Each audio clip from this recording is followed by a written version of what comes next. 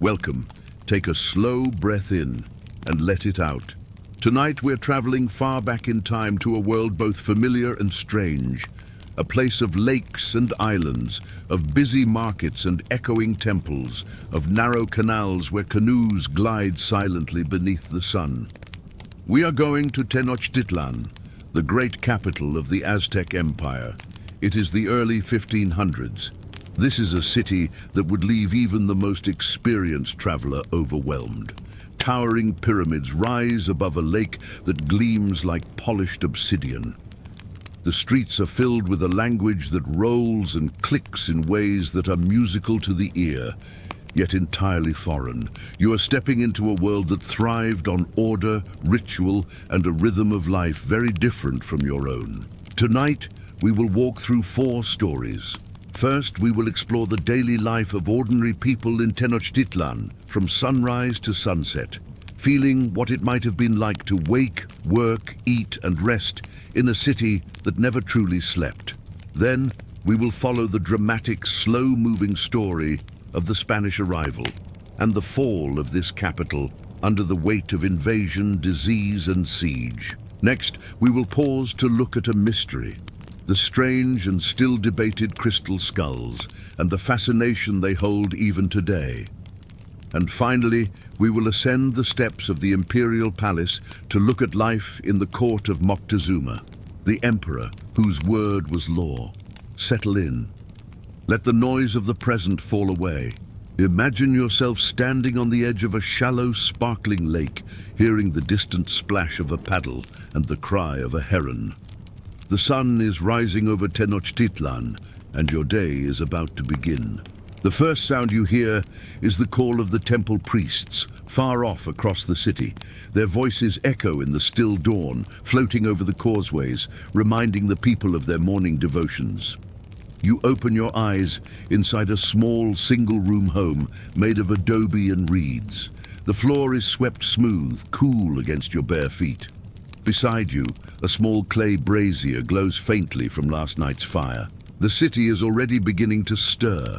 From beyond the doorway comes the faint sound of water sloshing as a neighbor fills jars from the canal. The air smells faintly of damp earth and maize. Your first task of the day is to help prepare breakfast. Tortillas, soft and steaming, pressed by hand and cooked over a clay griddle. A small portion of beans and chilies is shared by the family. It is simple food, but nourishing, and soon you are ready to step outside into the waking city. The streets are narrow, lined with houses just like your own. They are arranged on neat grids, for this city is carefully planned. Instead of carriages or carts, you see canoes gliding silently along the canals. Men and women are already loading them with vegetables and flowers brought in from the chinampas, the floating gardens that make this city fertile. You join the flow of people walking toward the market square. The ground is firm beneath your feet, a packed surface of white stone that reflects the growing light of day. As you walk, you pass shrines at street corners, each one freshly decorated with flowers and incense. The scent of copal resin drifts in the air, a sweet smoke that curls skyward. The marketplace is vast and alive. Here, hundreds of traders gather, not in chaos, but in order, for the Aztecs are meticulous about rules. Textile sellers sit in neat rows, their fabrics dyed with indigo and cochineal, brilliant reds and deep blues. Beside them, farmers sell maize, beans, squash, and cacao beans, the currency of the day. You pause to watch a man selling chocolate drink, pouring it from a height to make a thick, frothy top. Nearby, a woman shapes clay into bowls, her hands moving with quiet precision. Life in the city is busy, but there is also a rhythm to it. At midday, you hear the sound of a conch shell, a signal from the temples. And for a moment, the market seems to hold its breath. People bow their heads. A prayer is offered to the sun, thanking it for climbing to its highest point. Then the bustle resumes, steady and calm, as though nothing had paused at all. In the afternoon, you make your way toward the great plaza. Here you find yourself at the foot of the Templo Mayor, the main pyramid. Its steps rise steeply into the sky, catching the light. Priests and attendants move with quiet purpose, carrying offerings of flowers and food. The square is filled with sound, drumming in a slow, steady rhythm, like a heartbeat echoing off the stone walls. By sunset, you return home. The day ends with another meal, again of maize and beans, perhaps with a bit of squash or amaranth leaves, if they were plentiful in the market. You sit on reed mats, talk softly with your family, and let the fire burn low. As darkness falls, the city grows quiet, except for the distant sound of water lapping at the causeways and the occasional call of night birds. You lie down on a woven mat, staring at the ceiling beams, listening to the soft murmur of voices outside. The city never fully sleeps. There are always guards on watch, always priests tending fires. But for you, the day is done. As the days pass, life in Tenochtitlan follows the same rhythm. Sunrise and sunset, planting and harvest, prayers at the temple and trading in the market. But one day, something different arrives. Rumors drift in from the coast of strange, pale-skinned men wearing metal that glitters in the sun, traveling with animals no one has ever seen before. The news spreads slowly, like ripples across the surface of the lake. Most do not know what to make of it. Some are afraid, whispering that these strangers might be gods, returning as foretold in ancient stories. Others are curious. In the calm, measured voice of history, we will follow these strangers. Hernán Cortés and his small band of Spanish soldiers, as they begin their march inland toward the Aztec capital. Imagine the long causeways stretching across the lake, lined with watchtowers. From here, you would have seen them coming long before they arrived. The Spaniards brought cannons, steel swords, and horses, animals that thundered across the ground and made the earth tremble beneath their hooves. For those who saw them for the first time, it must have felt like stepping into a dream. Moctezuma, the emperor of the Aztec Empire, faced a decision. He ruled over a vast territory with dozens of cities and millions of people paying tribute. Yet he hesitated. Would these strangers be treated as honored guests or as enemies? After days of council meetings, omens, and offerings, Moctezuma chose to welcome them. The Spanish marched across the causeways and entered the city, amazed by what they saw.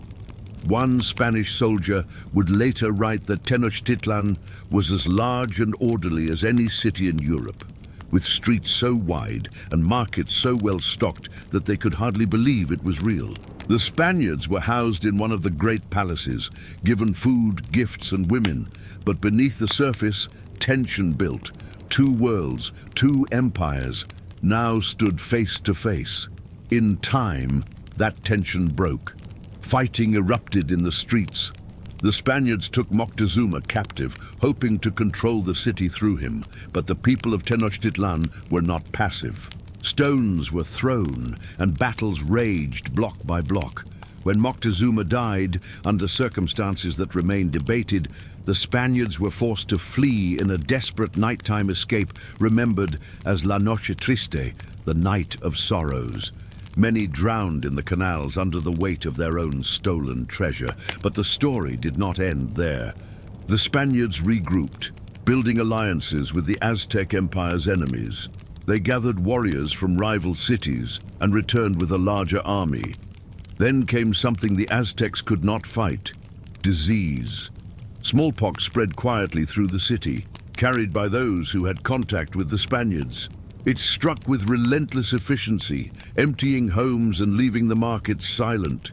When Cortés finally laid siege to Tenochtitlan, the defenders were already weakened. Imagine the Great Lake, once calm, now choked with canoes carrying soldiers. Bridges burned, causeways blocked, and food supplies cut off. For 80 days the fighting continued, slow and terrible. Step by step, the Spaniards advanced, dismantling the city canal by canal, street by street. When at last the fighting ended, Tenochtitlan was a ruin. Its great temples were torn down, its plazas filled with silence. In time, the Spanish would build a new city on its foundations, Mexico City. But the memory of the old capital would never vanish completely. You take a deep breath and imagine the lake returning to stillness. The sound of paddles on water fades. The smoke clears.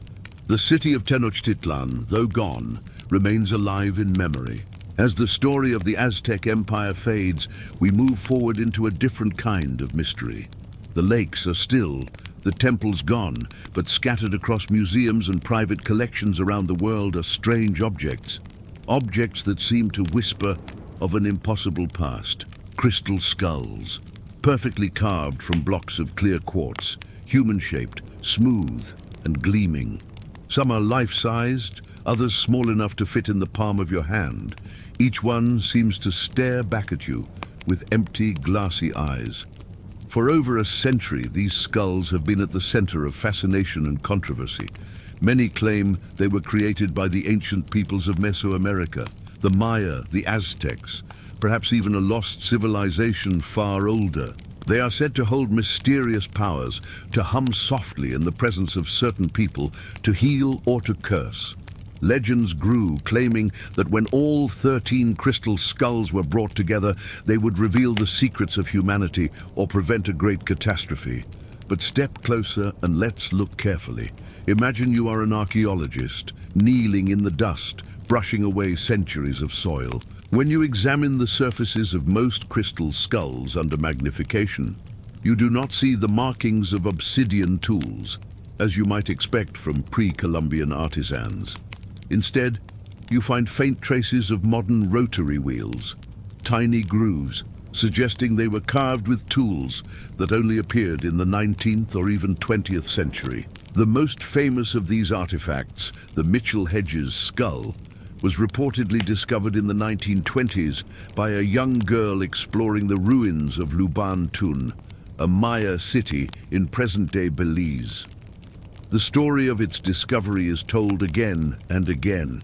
How sunlight caught something glinting in the dirt, how the skull was unearthed piece by piece, the jaw separate from the cranium fitting together perfectly. But later research suggested that the family who claimed to find it may have actually purchased it from an art dealer in London.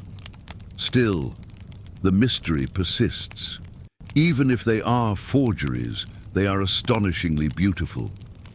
Imagine holding one in your hands, the quartz cold and heavy, the light bending strangely as it passes through. Whether ancient or modern, they invite the imagination to wander. Who carved them? Why in the shape of a skull? Was it a fascination with death, a spiritual tool, or simply an elaborate hoax? Tonight, in the quiet, we leave the mystery unresolved. The skulls remain, resting behind glass in dimly lit rooms, silent and unblinking. They wait for the next visitor to lean closer and wonder. Now let us turn our attention from mystery to ritual. From the lives of the common people and the dusty intrigue of crystal skulls, we step into the inner sanctum of power, the world of the Maya priesthood. Imagine yourself waking before dawn in a city like Tikal or Palenque. The air is cool and damp, the jungle still dark except for the pale glimmer of the stars. Somewhere nearby, a howler monkey calls, a deep resonant sound that feels as though the forest itself is waking. You are a priest, a keeper of time, a reader of the heavens, a mediator between humans and the gods. Your first task of the day is to consult the sacred calendar. The Maya kept several calendars running at once, one for the solar year, one for the sacred 260-day cycle, and another that stretched across vast cycles of time. You trace the glyphs with your finger, finding the position of today within these overlapping wheels. It is a day for offerings, a day for careful ceremony. Your robe is simple but elegant, woven with patterns of jade green and deep red. You walk barefoot across the limestone courtyard, cool against your skin, to the temple steps. Incense has already been lit, and the air is thick with its resinous scent, sweet and sharp. It clings to your hair and clothing, settling into every fold of fabric. Throughout the day, Your duties are both practical and spiritual. You oversee the rituals that keep the city's balance with the gods. You instruct scribes to carve glyphs commemorating the events of the day, the dedication of a new building, the naming of a new ruler's child. You watch the movement of the sun across the sky, noting the exact moment it passes overhead. Your knowledge of astronomy is precise, refined over generations of careful observation. The people look to you for guidance. If there has been too much rain or not enough, it is you who decides what must be done. You may prescribe a ceremony, a fast, or an offering. When war is on the horizon, you read the omens and tell the king whether the gods favor battle. In the afternoon, you walk to the top of the great temple pyramid. The climb is slow and deliberate, the steps steep. From the summit, you can see the entire city laid out below. The plazas full of traders, the smoke from hundreds of hearths rising in thin lines toward the sky. The jungle stretches to the horizon, endless and green. As the sun begins to set, your work is not yet finished. Night is a time of prophecy, when dreams carry messages. You prepare for sleep carefully, with quiet prayer, and perhaps a draught of a bitter herbal drink meant to open the mind. When you finally lie down on a mat inside your chamber, the air is still warm, but the sounds of the night are soothing. The chirping of insects, the distant croak of frogs, the hum of life continuing all around. Tomorrow the calendar will turn and the cycle will begin again. Each day you repeat this rhythm, sustaining the connection between the human world and the divine.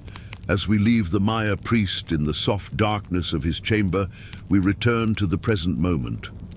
The bustling capital of Tenochtitlán is gone, the rituals have ceased, the empires have fallen silent. But their memory lingers. In the ruins that still rise from the earth, in the artifacts locked in museum cases, and in the quiet patterns of time they once measured so carefully.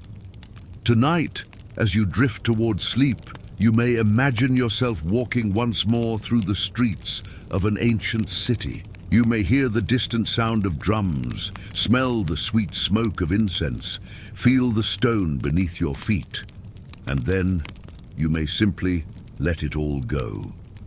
The past is vast, and you have wandered through just one corner of it.